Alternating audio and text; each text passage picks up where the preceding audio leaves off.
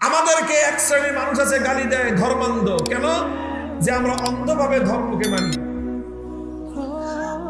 আমরা অন্ধভাবে ধর্মকে মানি অর্থ হলো কোরআন যা বলে তাই মানি, আল্লাহর নবী যা বলেন তাই মানি। ধর্মের কথা মানতে আমরা কোনো যুক্তির পিছনে ছুটি না। এই জন্য আমাদেরকে ধর্মান্ধ বলা হয়। যদি এই জন্য ধর্মান্ধ বলা হয় তাহলে আমিও ধর্মান্ধ, আমার বাপেও ধর্মান্ধ, আমার 14 গোষ্ঠী ধর্মান্ধ। ধর্মকে এভাবেই মানতে বলা হয়েছে। ইসলাম মানে কি জানেন? এই যে ইসলাম, আমাদের রাজনীতিতে একটা ইসলামের অর্থ শেখানো হয় সমাজে। কি শেখানো হয়? বলা হয় ইসলাম মানে হলো শান্তি। এই কথাটা শুনেছেন আপনারা? আমি বিগত প্রায় আমার 440 বছরের ইসলাম নিয়ে পড়াশোনা করার মধ্যে এখনো পর্যন্ত পাই নাই যে ইসলাম অর্থ শান্তি কোথায় আছে। এই কথা আমি পাইনি। হ্যাঁ, শান্তি আছে কোথায়? সালাম অর্থ শান্তি। কি অর্থ শান্তি? সালাম অর্থ শান্তি।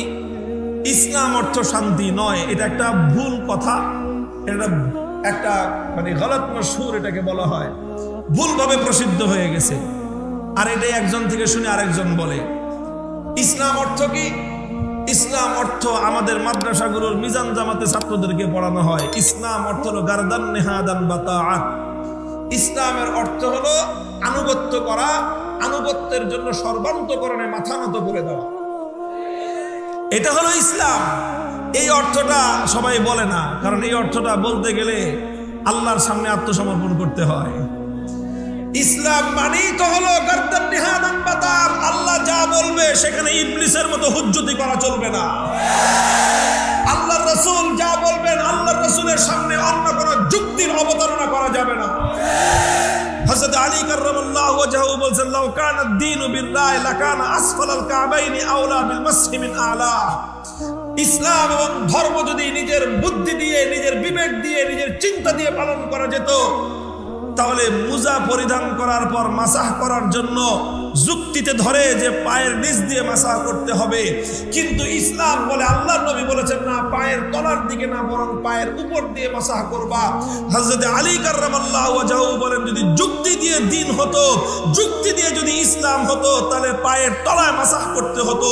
কিন্তু ইসলাম বলে, আল্লাহর নবীর সহিহ হাদিস বলে যে পায়ের তলায় নয়, বরং পায়ের পিঠের উপর দিয়ে মাসাহ করতে হবে। কি বোঝা গেল?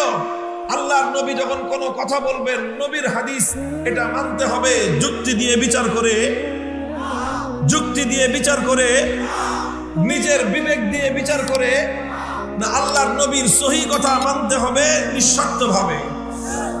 নিঃশর্তভাবে আল্লাহ এবং তার রাসূলকে মানার নামই হলো ঈমান। আর আমরা এইভাবে নিঃশর্তভাবে আল্লাহ এবং তার রাসূলকে মানি বলেই আজকের দুনিয়া আমাদের জন্য শব্দ প্রয়োগ করেছে, শব্দ তৈরি করেছে ধর্মান্ধ। মুসলমান হুঁশিয়ার, তুমিও তো বলো। রাজনৈতিক স্লোগান দেওয়ার সময় তোমার তো মনে থাকে না যে তাফসীরুল কোরআন মাহফিলে তোমারও আসতে হবে। রাজনৈতিক স্লোগান দেওয়ার সময় তো তোমারও মনে থাকে না যে তোমারও একদিন জানাজা পড়তে হবে।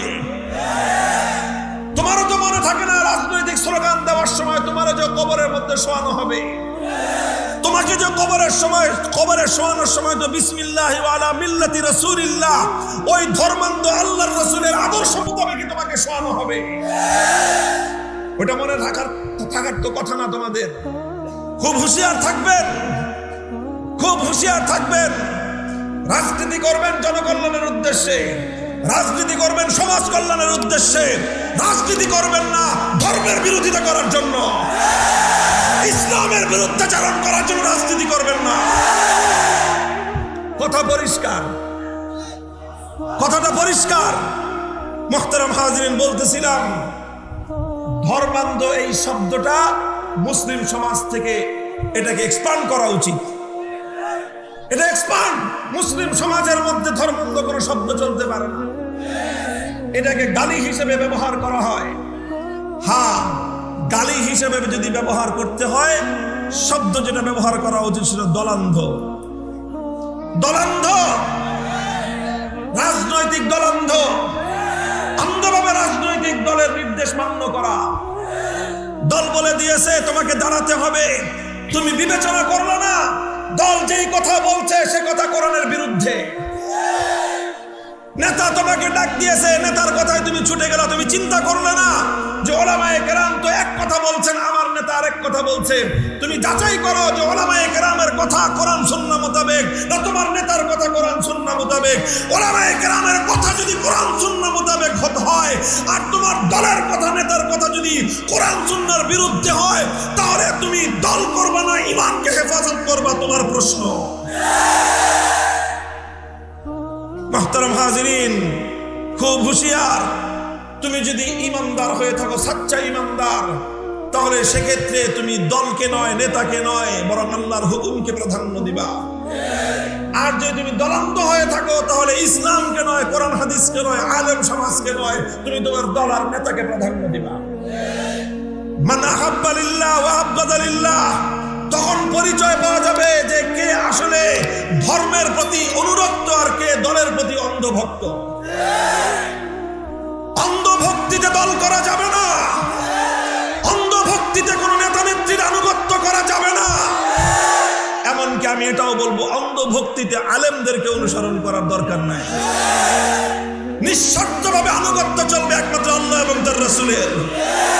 আলেমদের কথা যতক্ষণ পর্যন্ত আল্লাহ এবং তার রাসূলের সপক্ষে আছে, তাওহীদি জনতা মুসলিম যদি হয়ে থাকো, আলেমদের পক্ষে থাকতে হবে। আর ওলামায়ে কেরাম সম্মিলিতভাবে যখন কোনো কথা বলেন, আলেমগণ যখন সম্মিলিতভাবে কোনো কথা বলেন, কোরআন এবং হাদিসের দ্বারা স্পষ্টভাবে প্রমাণিত, সেই কথাটা আল্লাহ এবং তার রাসূলের কথাই হয়। হ্যাঁ, আলেমদের মধ্যে কেউ একা কখনো বিচ্ছিন্নভাবে কোনো কথা বললে, যদি সেটা ম্যাক্সিমাম মাস ওলামায়ে কেরামের কথার বিপরীত হয়, সেটা তার ব্যক্তিগত কথা। আমি আপনাকে কথা বলবো না যে আমার কোনো ব্যক্তিগত কথাকে আপনারা অনুসরণ করেন। আমার কথা যদি অধিকাংশ আলেমদের বিরুদ্ধে যায়, আমি আপনাদেরকে বলে যাচ্ছি আমার কথা নয়, বরং অধিকাংশ আলেমদের কথা গ্রহণ করবেন। কারণ জমহুর উলামায়ে কেরাম, অধিকাংশ উলামায়ে কেরামের কথাটা কোরআন সুন্নাহ মোতাবেক। আর কোন বিষয়ে যদি সমস্ত উলামায়ে কেরাম একমত হয়ে যায়, কোন বিষয়ে যদি সমস্ত আলেমগণ এক বক্তব্য দেন, সেটাই ইসলামের বক্তব্য, সেটাই আল্লাহর বক্তব্য, সেটাই আল্লাহর রাসূলের বক্তব্য।